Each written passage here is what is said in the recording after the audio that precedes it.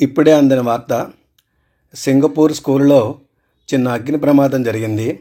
ఈ స్కూల్లో AP deputy CM Shri Pawan Kalyan గారి చిన్న కుమారుడు మార్క్ శంకర్ పవనోవిచ్ గాయపడ్డాడు.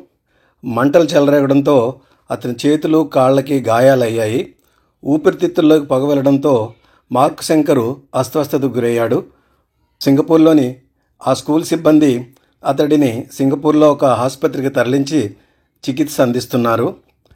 ప్రస్తుతము శ్రీ పవన్ కళ్యాణ్ గారు ఆంధ్రప్రదేశ్ అల్లూరి సీతారామరాజు జిల్లా పర్యటనలో ఉన్నారు.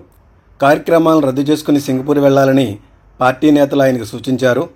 కానీ ఇచ్చిన మాట ప్రకారం గిరిజనులు కలిసి వెళ్తానని శ్రీ పవన్ కళ్యాణ్ గారు చెప్పారు.